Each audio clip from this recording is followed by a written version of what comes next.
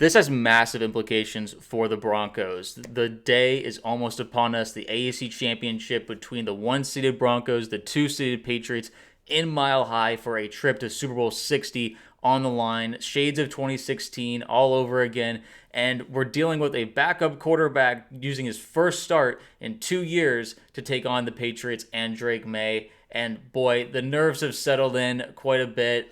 Mark, how are we feeling today here on Broncos Digest? I'm with you. I'm starting to feel the weight of this game. The fact that we've got a win or go home conference championship game to punch our ticket to the Super Bowl. This is everything Broncos country's been waiting for, but our fate does rely on Jared Stidham. I think he's got it in him. I think he might shock the world, but there's obviously a lot of implications that go along with that, and I'm starting to feel the weight of what we've got coming up tomorrow. Yeah, 1,000%. But first things first, before we get into the rest of this video, we have to shout out our sponsor. Before we get into the rest of today's show, this video is brought to you by Kalshi. If you download Kalshi using the link in the description and use code DIGESTNFL, you're going to get $20 when you trade your first 100. Kalshi is the largest prediction market in the United States, and on their platform you can trade yes or no on real-life events such as sports, elections, news, really everything you can find on Kalshi. Now, whether you're in California, Texas, or anywhere across the country, Kalshi is now live in all 50 states. For sports fans, we can trade on game outcomes, playoff chances, or player performances, all on a regulated market where you can cash out at any time. Looking ahead here for the NFL schedule, we can look at the number one pick odds on Kalshi, as a Fernando Mendoza is skyrocketing right now, but Dante Moore, you never know what could happen with the NFL and their odds on the first round pick. We can also pick an out-of-the-bucket option and go with Arvell Reese. This is genuinely a smarter way to use your sports and news knowledge, and you can close positions whenever you want. Again, download Kalshi with the link in the description and use code DIGESTNFL to get your $20 bonus. So, I mean, we mentioned the nerves, and I think that before we hopped on, you specifically mentioned an injury update that really made it hit hard, and I think we have to address it first. J.K. Dobbins is out. He is not going to be playing on Sunday, which is a huge hit to a lot of Broncos fans because we saw him practicing all week, and even in a limited capacity, we were all like, okay, this feels like he's going to play on Sunday. He's been teasing it, and unfortunately, it was not enough. My guess is Sean Payton and the rest of the staff did not think that he was up to speed yet and looked ready yet. I mean, obviously, I think if the Broncos were to win this game and go to Super Bowl 60, it feels like a given he would play in that game. But it is unfortunate that he will not be playing the last game in Mile High this season. It will be RJ Harvery and McLaughlin once again. But what are the vibes so far for you right now, just now that knowing that we won't have J.K. Dobbins? Well, it definitely makes the game a little more concerning, a little bit more of a difficult task. I was under the impression, honestly, all week that he was going to play. I mean, I'd heard from multiple sources that he had maybe even been ready to play last week. And based on the footage I was seeing of him at practice, based on him kind of teasing things on his Instagram a little bit, I think he wanted to play. Right. So I don't think it's as much his decision as, like you said, probably the coaching staff not feeling like he's ready. But it's definitely a big blow for the Broncos. Having that piece added back into the run game would have been massive. You see the way Sean Payton approached the run game against the Bills. Bo Nix had more rush attempts and more rush yards than both the running backs in the game. Yeah. And J.K. Dobbins has more rush yards than RJ Harvery right now without having played the entire second half of the season. Right. So definitely would have been nice to have him, but I mean, either way. It's one of these You can't really dwell on it. Yeah. You have to be ready for utilizing the assets that you have. I know RJ Harvey and Jaleel McLaughlin are capable of winning us this game on the ground. It's just a matter of how does Sean Payton approach the play calling and how does he utilize those backs to his advantage? 1,000%. I mean, we have the best offensive line in football, but for some reason, just the run game with the two guys that we have available hasn't been really, been able to get going. It feels like it's just something is missing in that aspect. But hopefully something changes for this game. At some point, the dam has to break. We can only hope it happens sooner rather than later. But on the other side of the field, something that's encouraging for this game is that Drake May, so far in his 2 playoff starts, has 10 sacks, 6 fumbles, and 2 interceptions. So he's been kind of turnover prone, not nearly like what CJ Stroud is, but still the second most turnover prone quarterback in the playoffs. So we're at home. We'll be causing a lot of noise. This will be Drake May's first road playoff game. I think it'll be really exciting to kind of, get the vibes of 2015 going again, where just that defense is causing havoc. The offense doesn't have to do too much. I mean, listen, we won a Super Bowl with, a Peyton Manning who basically was missing his arms. Like, I think that it shouldn't be incomprehensible that, like, we can win this game, especially with Jarrett Stidham, or even the Super Bowl, but it's really going to come down to like a coaching masterclass. And that's kind of my concern, that going into this, it's going to go on Stidham and not the run game. There was a quote, Sean Payton said, "I'm not worried about Stiddy in this game. I'm worried about everyone else and how we play." That really is the truth. He said he told that to the team, and I thought that was kind of hilarious, all things considered. But listen, he's trying to, I think, keep everyone focused on their own jobs and like not focus too much on what Stiddy's going to do or not going to do. It feels like he has a very strong plan for what's going to happen. Well, we're all kind of in the dark here. We have no idea how he's going to perform. He could come out and completely bomb, but at the same time, he could also light it up. We have no idea. But what are your expectations for Stidham going into tomorrow?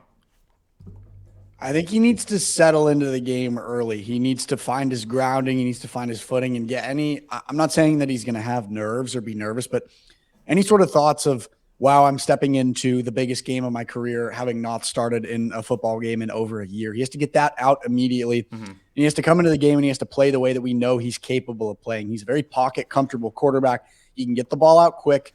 He has a great arm, and he knows when to leak out of the pocket and run and find space when there's too much pressure, when there's too much coverage and there's nobody available to throw to downfield. So as long as he can figure out the system early and settle into the play calling with Payton, I think the expectation is that he's going to be able to play a solid game.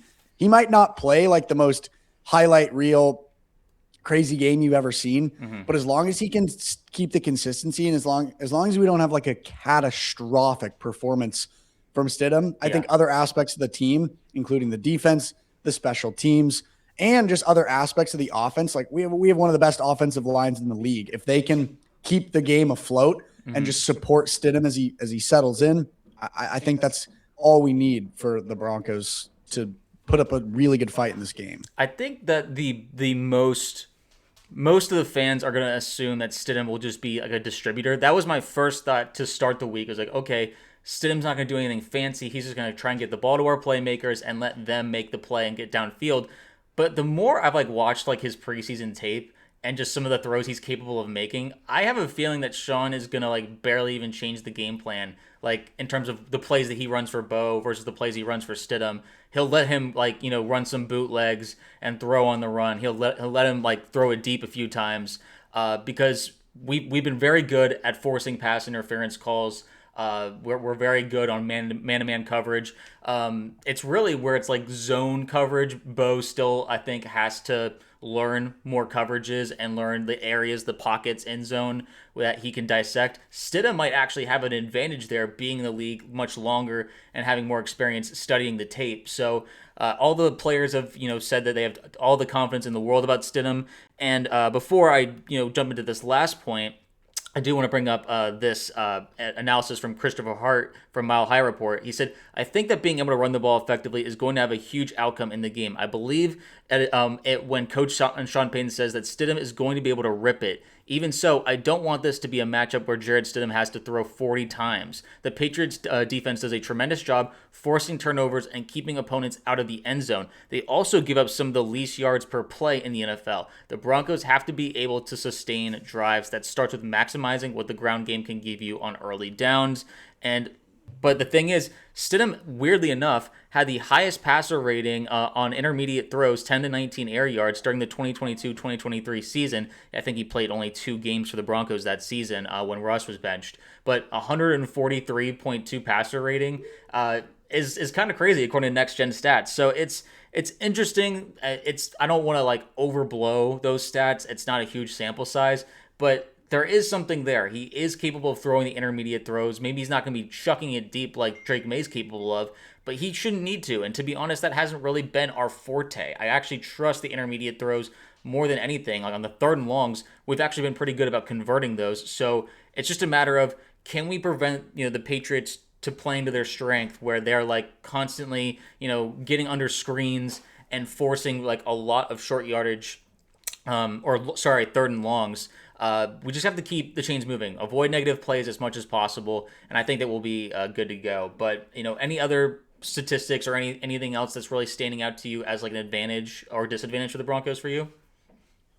Another injury advantage that I'm keeping an eye on is Luke Wattenberg. I don't know if he's officially been ruled back in versus out. I think he's listed as questionable right now. Yeah. But the way that it sounds as far as this injury and what's circulating around it is that if he's in and he's ready to go, there won't be any sort of shared time. He will be like 100% slotted into the center position for the entire game. And he's a huge piece to our offensive line. So that's an injury that I'm keeping an eye on. And I think one that's getting swept under the rug a little bit.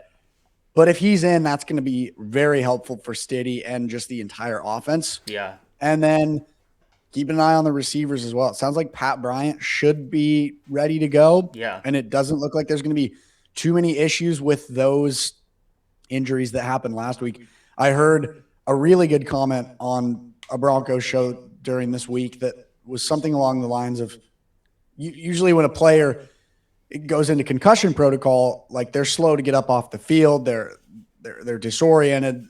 It's not, positive signs. Like you look at Pat Bryant, the last time that he went into concussion protocol, he had to get like stretchered off the field. Right. And it ended up just hitting his head a little bit too hard. This time, Pat Bryant was on the sideline and he was literally like, guys, come on. Do I really have to go in the blue tent right now? Yeah. Like it wasn't severe at all, Yeah. which gives promise that he'll be able to go back in the game. And look at the way that he played during the first drive against the Bills. If we have that for an entire game, and if Stiddy and him are able to get into a rhythm and connect, that's just another huge asset that the Broncos have. So Yeah. putting J.K. Dobbins aside, obviously that's a tough blow. But some of these other injuries that are looking like they're on the more positive side, I think it'll be good for the Broncos looking into this game. And then just a fun note as well, not that this has direct correlation, but it's definitely worth mentioning. Jim Nantz and Tony Romo, when they're in the booth, Broncos are undefeated. Yeah. Broncos are undefeated. There's good juju there. I don't know if they're like leasing an apartment in Denver or something, because they are literally like the voice of the Broncos. They this love year. calling Every our game. primetime games. Yeah. But they're in town already.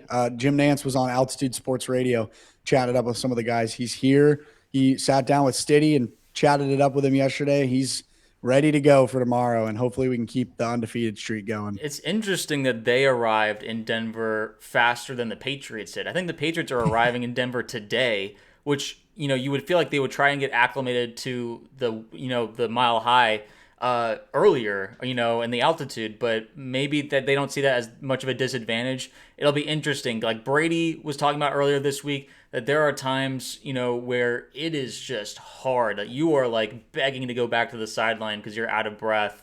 And not to mention, it's going to be like teens degrees this weekend. Right. Like it's going to be freezing. It's going to be freezing, and that altitude is not a good combo. And I think that will work in the Broncos' favor because they're much more adapted to it. They've never had to leave Denver this entire postseason, so they're completely used to it at this point. Now, it doesn't make it any easier when it's colder, but I do think that will pose as a big advantage for the Broncos. And, Mile High is going to be rocking. It's going to be, really loud. Drake May will have to be dealing with, an offensive line that has not performed that great. Will Campbell's been getting burnt quite a bit. He got Will Anderson worked him last week, and Nick Benito's probably licking his chops, like, okay, now it's my turn. So I think the noise, he's been liking and reposting Von Miller stuff from that 2015 run, which gets me really amped. So listen, I think this defense, they know that they have to step up for this game. Last question, do you have any X factor player you think that is really going to be someone we need to be paying attention to for both sides of the game? Not so much for the Patriots. That's a good question. Do you have someone that you haven't said already? Let me brainstorm a little bit. Of course, yeah. My X factor would be Evan Ingram. I think that he's been kind of this hidden weapon that the Broncos, we when we signed him in the offseason, I think a lot of people were like, oh, finally, the Joker that Sean Payton keeps talking about. And we've talked about it all season, but there's never really been an Evan Ingram breakout game. And I think that's something about Stidham kind of stepping in. He might have a favorite target that guys aren't expecting. There's probably not a ton of tape on what Ingram's been doing, because he's much more he's all over the field doing all kinds of different jobs for Sean. And I think that this will be the game where Evan really breaks out. The other guys, Troy Franklin, Pat Bryant, Courtland Sutton, Marvin Mims, you can name it, they'll be available and helping out. But I think that this will be Ingram's game that really kind of, shoots to the moon, and we'll show why we went and got him in free agency. That's a great answer. He had a great season, but he only, I think, had one touchdown in Philly. Yep. So I agree. Utilizing that tight end as more of the, less of a blocker and more of someone that you can target out in the field, that's going to be good. Okay, I have a normal answer and a fun answer. Okay. Because one of them is he'll do as much as he can. My regular answer, this could be a hot take, but Riley Moss as an X factor for the weekend. Okay. He got asked in an interview over the weekend if he's excited and if he knows that he's going to be targeted a little extra, and he was cheesing all the way to his ears about how the world knows that everyone's going to be going after me a little extra hard, and I'm going to come out and I'm going to play the best freaking game of football that I've ever played. Love it. I think he's going to have one of his best games of his career. Yep. I think he's going to be very clean on the PI calls, knock on wood. I think he might even get an interception. He's in such a team-first mindset. Not that everybody isn't, but he'd also talked about how he'd rather, have a handful of PIs and get no interceptions and win the game than have 3 interceptions and lose the game, which obviously that's going to be his answer. But I think we're going to see those two things mesh. I think we're going to have a big game from Riley Moss. We're going to see another interception from him. My fun answer is Big Nuts Lutz. Let's go. He has so many game winners this year. He's the most glue guy on the team. One of my favorite Broncos right now. And I don't know. I feel like he's going to have some long field goal that's going to end up being the difference in the game, or he's going to have another opportunity to game winner. And Lutz does not miss. Knock on wood again. But yeah, he's my guy for this game. So those are mine. Penalty. Riley Moss and Will Lutz. I'm keeping an eye on those two. No, seriously. I love that answer. Okay, final score predictions. What are we thinking? Because I'm probably going to go. I don't know if Denver's ever had an AFC Championship where it came down to us kicking a field goal to send us to the Super Bowl, on the last play or in overtime. So I'm going to go fourth quarter, 20-17 is my final score. Broncos win. Dang, you're literally mine. Not even kidding. 21-17 is my score prediction. Oh, so you're on 4-point victory. Okay. I've already said that. Somewhere else, I don't remember where, on another platform I was doing something Broncos related. It might have been Patriots Digest. Either way, it doesn't matter. I think 21-17.